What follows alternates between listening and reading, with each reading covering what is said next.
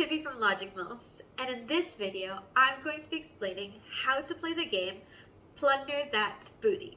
Now, just to preface this, if you're a teacher watching this, please prepare your most exquisite, amazing, beautiful treasure in the form of candy.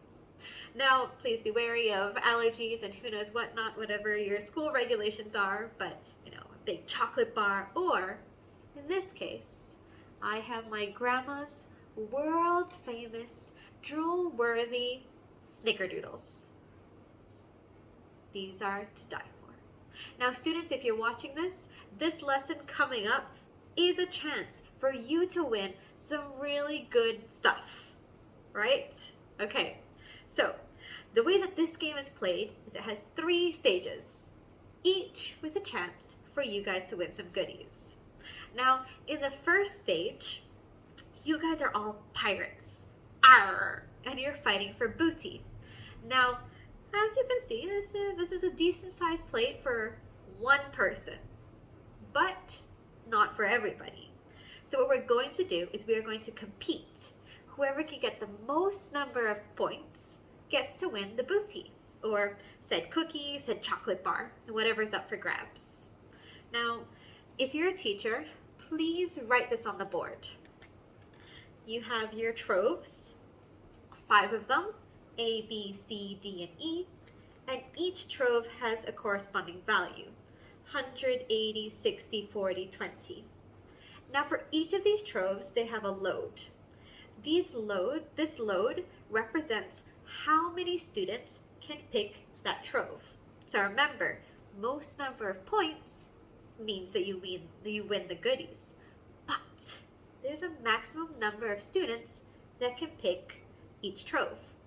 So it goes 1, 2, 4, 8, 10, but there are some calculations for if you have a class larger than 20.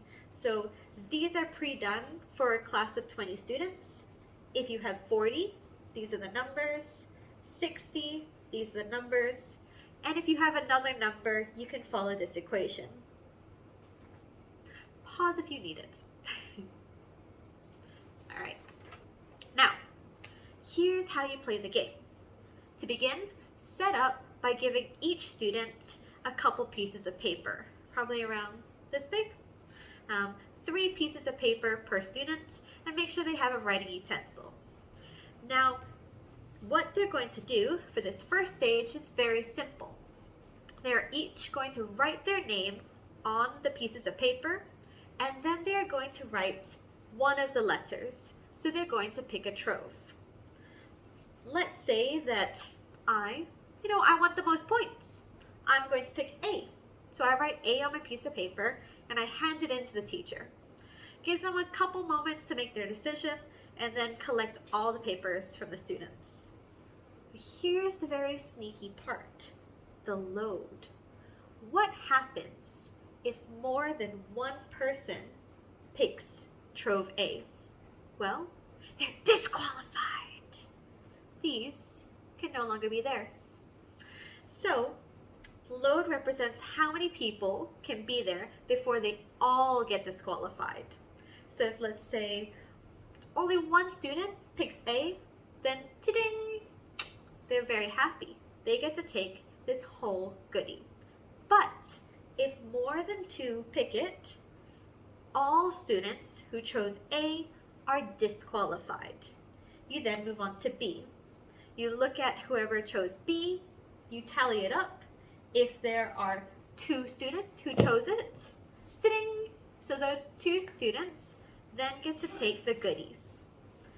But if more than 2 chose B, you move on to C, then D, then E.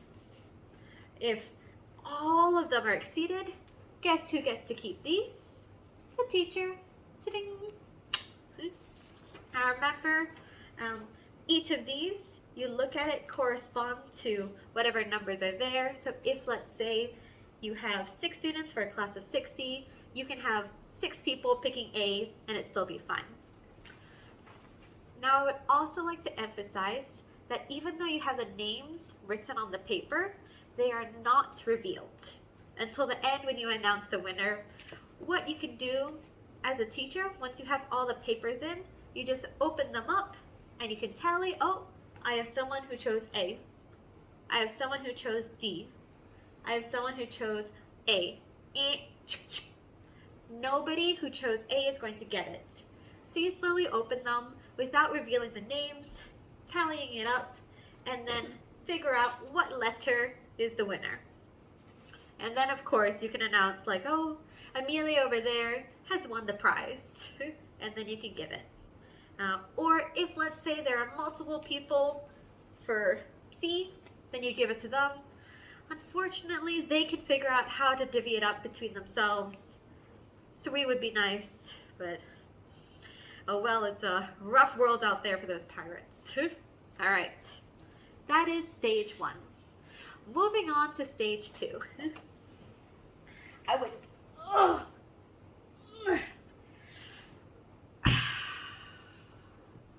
Next, we have increased our prize to this. So, what this means is we have more up for grabs. I'm sorry, teachers. Unfortunately, you do have to increase. This is probably, I don't know. How many cookies do you guys think are in here? I don't know. It's one of those guess the marbles things. All right. New setting. You are all fishermen, and you are part of a village fishing for fish. What we're going to do now is, teachers, there are a couple things to change on the board. So this was your first stage. This is your second. Basically, you're going to keep most of them the same, except for E, you change to 10. There is no longer any load. Woo! What we have instead is a total number of fish. So now we are fishermen, and we are going to be fishing fish. The same kind of principles apply, where in the round, each student is going to write their name on a piece of paper and then followed by which trove they choose. Okay. If you have a different number of students, so remember what's calculated here, the 1,300 is for 20 students. If you have 40, it's this number, 60, it's this number. If you have an odd number, you can look at it over here. It's just the number of students times 65. And then you round to the nearest 100. What's going to happen is all students are going to pick a letter. You bring them in and you total. So you go, oh, I have 100 plus 80 plus 60 plus 40, ooh, another 100, and you total up the whole class. So all of these values that they chose. Now, instead of a load, the total number of fish. Now, what happens if you overfish? Starve, death, right? Nobody gets it, except maybe the teacher gets off like a bandit. So basically, this is a death situation if the total value of all the numbers that the students chose exceeds the total fish. Nobody gets it. Teacher keeps the candy, prize, whatever. But if they do not exceed it, then the students that chose the highest value wins. So for example, any student who chose an A would take it. If let's say nobody chose A, we had a B or a couple Bs, the people who chose B would take it. All right. Now, moving on. Stage 3. Bam! Again, if you would like to double this, triple it, quadruple, make sure it's nice shiny booty for these fishermen, pirate fishermen, to get. You want it to be something that the students want to work for, that they want it. All right, stage 3. Now again, we are keeping these same numbers from stage 2, except ignoring the total fish. So we have the same troves. E is 10. But what you're going to calculate instead is a total fish pool. And this is going to take place over 3 years.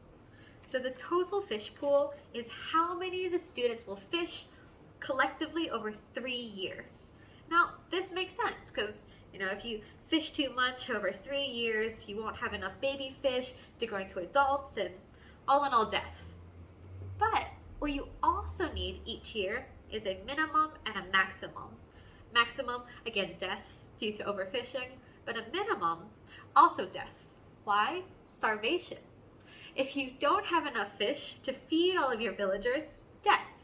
So, 3-year maximum, avoid death.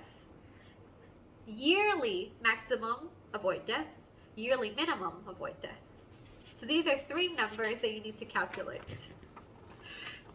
Again, these totals over here are for 20 students. For over here, you can do it for 40 students, 60 students, and if you have another number of students, it's over here. This is taking the previous year's amount, which was 1,300, and timesing it by 3, because remember, this was fishing for 1 year, we're now lasting 3 years, so you just times it by 3. And then to calculate the minimum yearly amount, it's the previous year amount minus 150 for the minimum, and then for the maximum you add 250. Pause here if you need those calculations. Okay. Alright.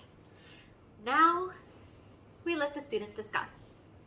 So this is the only round where the students get to talk to one another, maybe come up with a plan, do some math calculations, figure out what they need to do in order to keep within all of these limitations. Right? So we are going to do it 3 times. So the students need more pieces of paper. First year, students write down all their letters between A to E. Now remember, even though they discussed, it must still stay a secret what letter the students pick. Right? So you do it in, you bring it in, you open it up, blah, blah, blah. You write it on the board. Oh, you can just do a quick tally, like 1 for A, 4 for B, 3 for 7, 3 for C, and so on and so forth.